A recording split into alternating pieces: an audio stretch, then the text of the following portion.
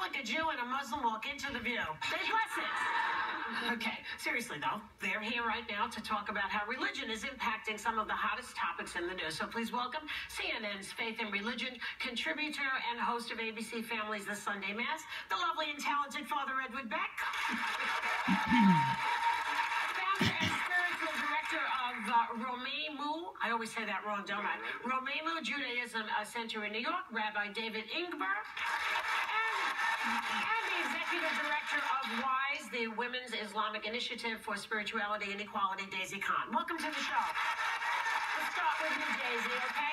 Because after the tragedy in San Bernardino, the cover of the New York Post on the newsstands, this is our local paper here, said Muslim killers. There it is. You can see it up there. As a leader of the Muslim community, what's your reaction to that headline?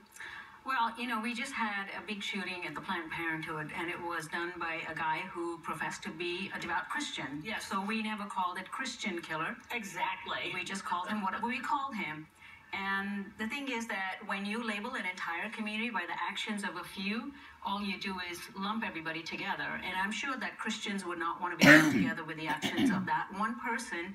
So Muslims feel that this kind of a statement is inflammatory, it's incendiary, and it actually endangers the lives of ordinary Muslims who are citizens of this country. Do you think it causes Islamophobia? It absolutely causes Islamophobia because it plays into the hands of the terrorists, because what the terrorists are doing is they're watching everything that's going on in the U.S., and they take every statement that is made by the politician or by, you know, whatever the newspapers are saying, and then they post it up and they say, you see, you Western Muslims living in your countries, you see how they treat you? They don't treat you as equal citizens, and that is what allows some people to be recruited. It adds to the recruitment. It absolutely adds to recruitment. It's evidence. It's in their magazines, so we know it. So why do we do it? It breeds fear. I mean, it breeds fear, and it covers over the common enemy that we have. The common enemy is ignorance and bigotry. Yeah. And so to label an entire group is absolutely un-American. Yes. To say that an entire group or entire religion, our country was founded on the premise that people could come to this country and live their religious freedoms. And so Muslims of all different kinds, of all different places, it's a billion adherents. Yeah. Father Beck, so yesterday, the New York Daily News said the cover was "God isn't fixing this." And there was a bunch of backlash on social media that was calling out people that were praying for the victims. Do you think that there is a war on prayer? I don't think it has anything to do with the war on prayer. You know, there's a letter of James in the New Testament, and it says, if you see someone cold and hungry, and you say to them, you know, you keep warm and well fed, but do nothing to meet their bodily needs, what good is that? It's prayer and action. Jesus healed people. He fed people. He just didn't just pray for them. So I don't think this is a war on prayer. I'd say put your money where your mouth is. Walk the talk. Okay, Rabbi Ingber, this brings up the question of Syrian refugees, you know, because do you think we have a moral obligation to help refugees in this country? Absolutely. I mean, this land was made for you and me.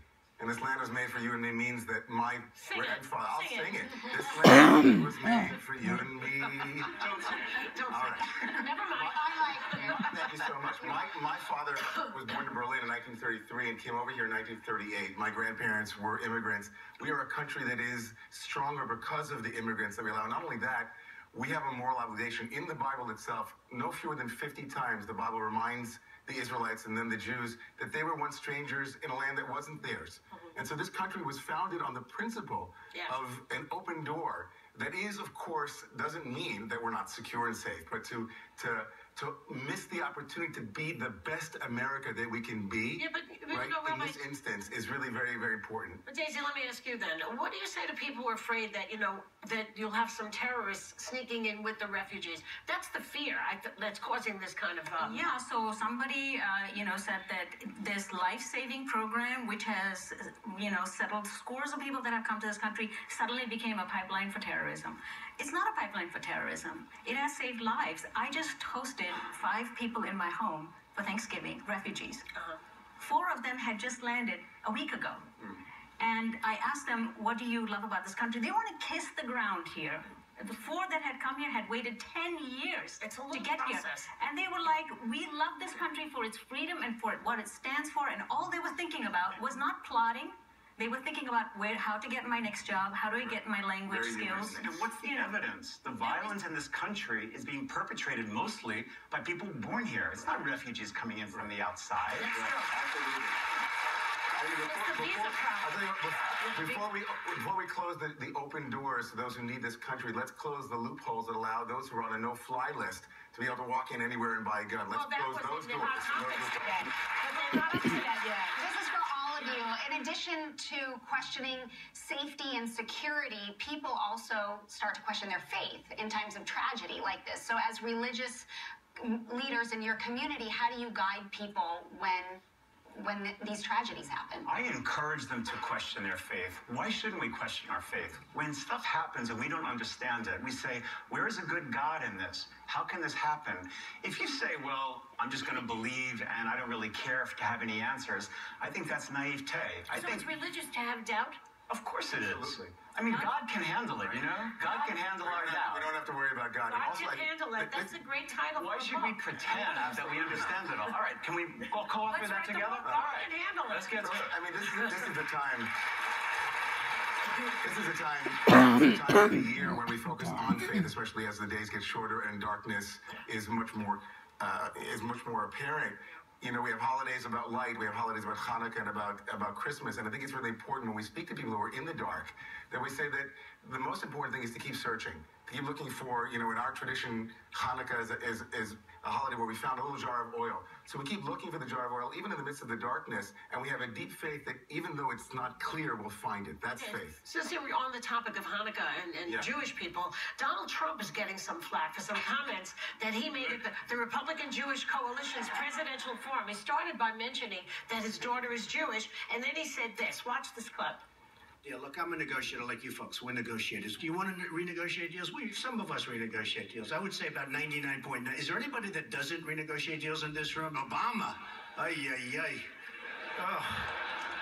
I received so many awards from Jewish groups, and they look at my wall. It's loaded up.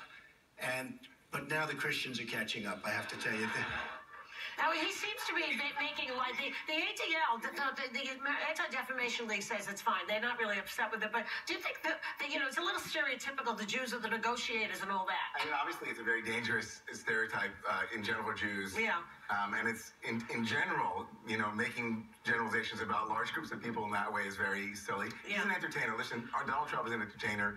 And I don't think he had any ill intent, but I think it is dangerous to say something like that. To some degree, I think that he needs to roll that back slightly and say that he was a little bit off. He was clearly trying to, you know, sing "Oh yeah, Yeah. Donald Trump, oh yeah, yeah." All right.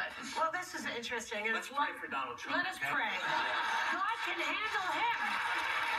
Thanks so much to Father Edward Beck, Rabbi David Ingber, and Daisy Kahn. We'll be right back.